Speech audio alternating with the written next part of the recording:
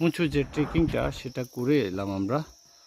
এবং জিলানি ভাই আর আসলেন না, উনি সেখানেই কিন্তু অবস্থান করছেন। আমরা এখনও এগিয়ে যাচ্ছি সামনের দিকে। এখন শুধু আমরা যত এগুচ্ছি চারপাশটা তত বেশি অন্ধকার হয়ে আসছে, বাঁশঝাড়ের ঘনত্ব বৃদ্ধি পাচ্ছে। আমাদেরও শক্তি ক্ষয় হয়ে আসছে, আলো কমে আসতেছে, চারিদিকটা একটু অন্ধকার অন্ধকার ভাব হয়ে আছে। তবে আমরা খুব সম্ভবত হামহামের কাছাকাছি চলে আসছি। আমরা জিলানি ভাই, আমাদের আরেক ভ্রমণ সঙ্গী জিলানি ভাই উপরে রয়ে গেছেন এবং ওনার সাথে আমাদের দুইজন গাইডের একজনকে রেখে এসেছি, সুমন ওখানে রয়ে গেছে। এখন আমরা অনেকটা খাড়া ট্রেকিংয়ে আমরা এখন যাচ্ছি, নামবো। এটাই হচ্ছে আসলে যে সবচেয়ে কঠিন। খেয়াল করে দেখুন, একদমই খাড়া, বললে অত্যুক্তি হবে না। এবং রাস্তা কিন্তু ওইভাবে উপযুক্ত না, রাফ রোড অর্থাৎ অফ রোড বলা যেতে পারে এটাকে। একটা কুকুর এসছে, জিজ্ঞেস করছিলাম এই কুকুর কোথায় থেকে এসছে, বললো যে কুকুরও কলাবন থেকে আসছে। সে যে গাইডের সাথে, যে গাইড হয়তো কোনো দলকে নিয়ে আসছে, সেই গাইডের কুকুর, সে আসছে, সে আবার হামহাম বিজয় করে সে আবার ফিরে যাবে।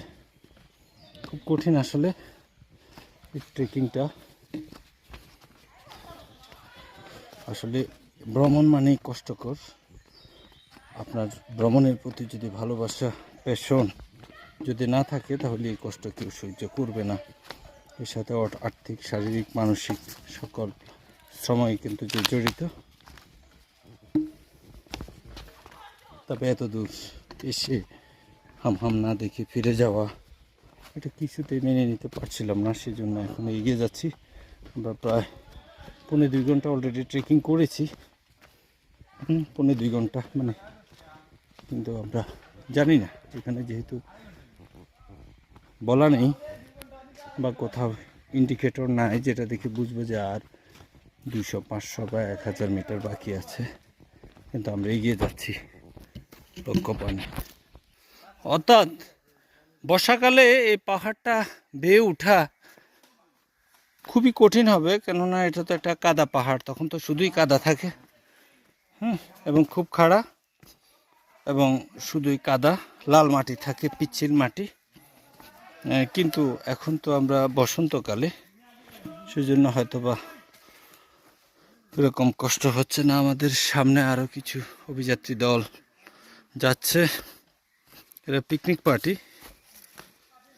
দেখলাম তারা গাড়ি নিয়ে এসছে,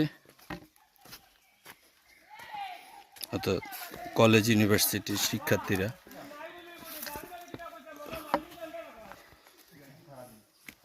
ওরা সিলেটি ভাষায় কথা বলছে, তার মানে সিলেটের কোনো অঞ্চল থেকে এসছে।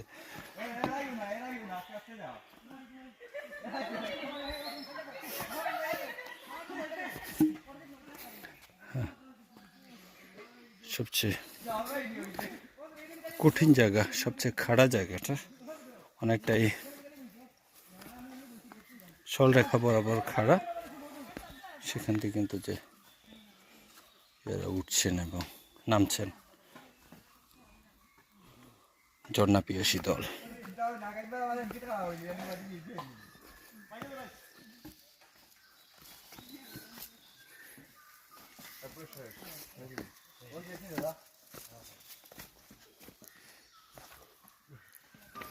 এখানে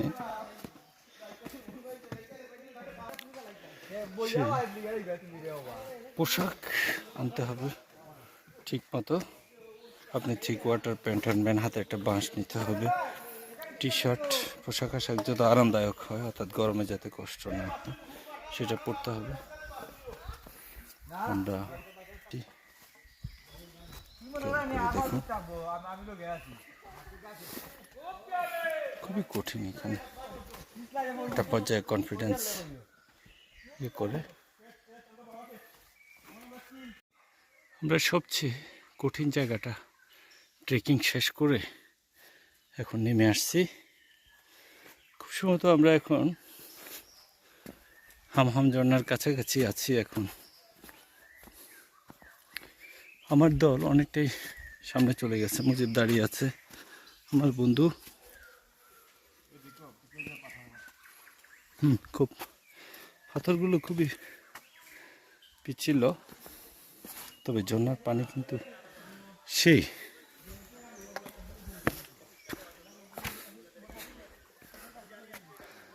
আমরা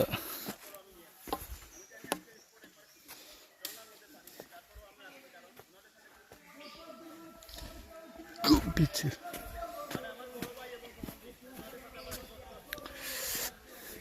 এখানে অনেকটাই ঠান্ডা।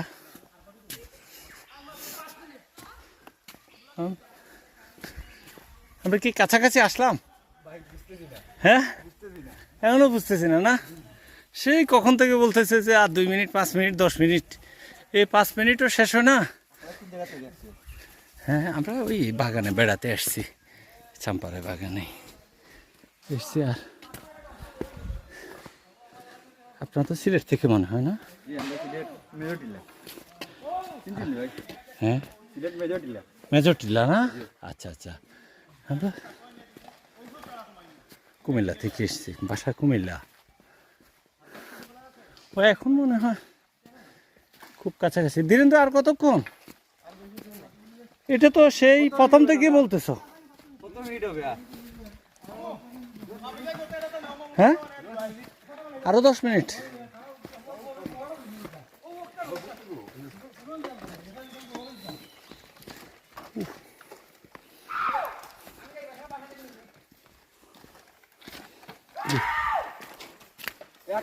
আকাশ ভিটামিন দিলা ভাই, এটা পাওয়ার চললে না নিয়ে রে পাওয়া কাটি দিব। ও আকাশ ভিটামিন দিলা ভাই, এটা চললে না পাওয়া কাটবো করে ভিটামিন দিলা।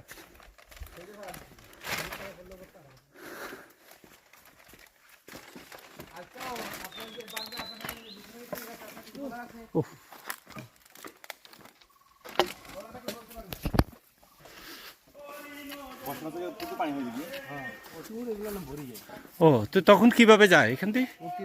ও, তখন টিলায় টিলায় যেতে হয় আর কি, যে বর্ষাকালে এই ছড়া পানি ভর্তি থাকে। এই যে প্রচুর বুনো ফুল আপনারা দেখতে পাচ্ছেন, যে অসাধারণ। এই যে কিশোরলতা, যে কুকুরটাও কিন্তু যে আমাদের সঙ্গী, সে গাইডকে সে ছাড়েনি। সিলেটের মেজর টিলা থেকে একটা টিম এসছে।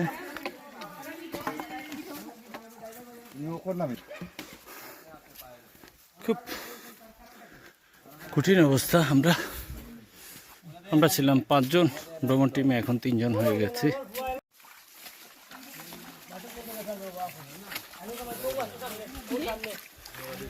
পানি দিয়ে যেতে হচ্ছে আমাদেরকে।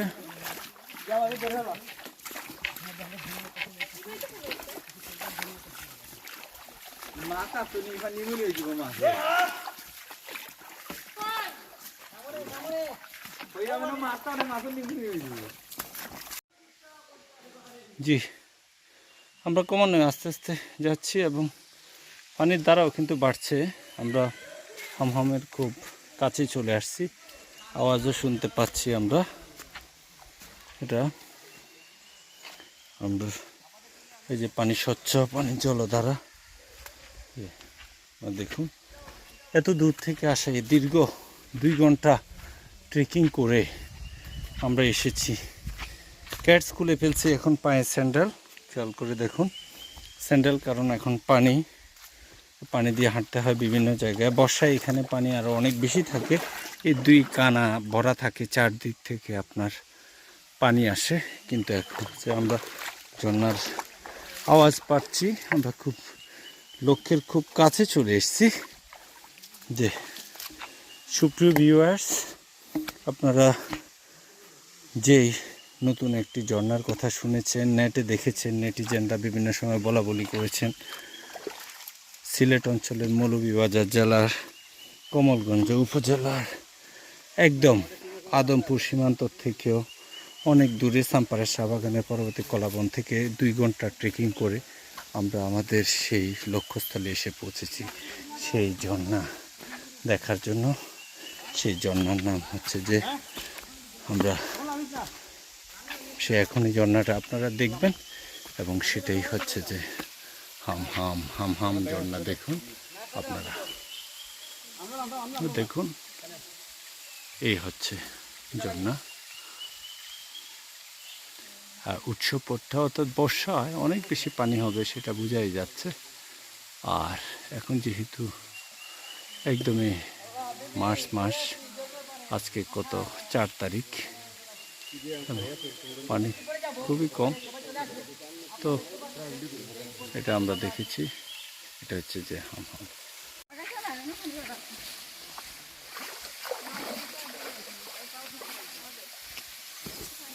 দুঃখের বিষয় আমাদের এই করে উঠতে পারবো না।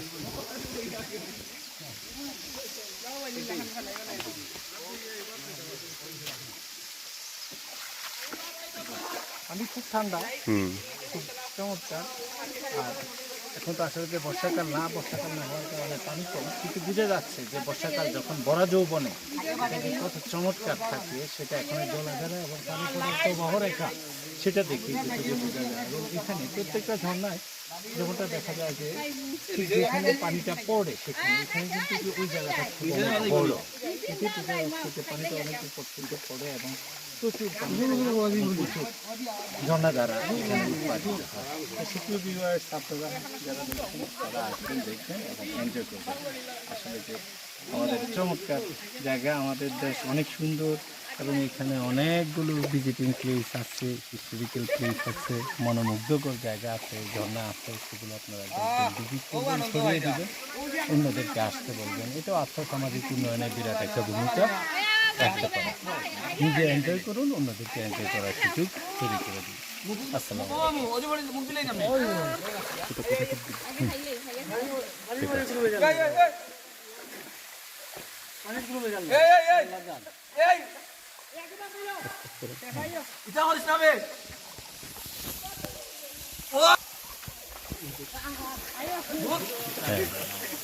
আমার বন্ধু মজিদ সহ যে হামহাম ঝর্ণার পাদদেশে আমরা।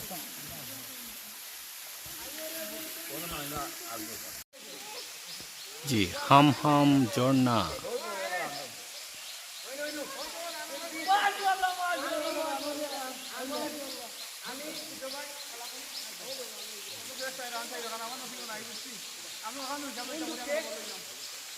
ওই যে জলধারা সেই উপর থেকে পড়ছে একটু একটু।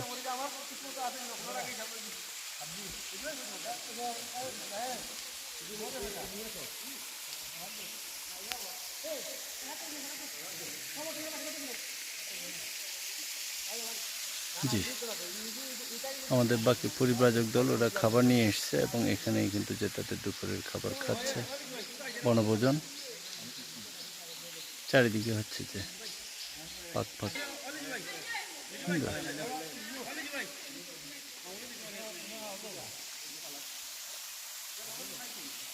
দেখুন পুরো মৌলভীবাজারের নতুন সেন্সেশন হামহাম ঝর্ণা।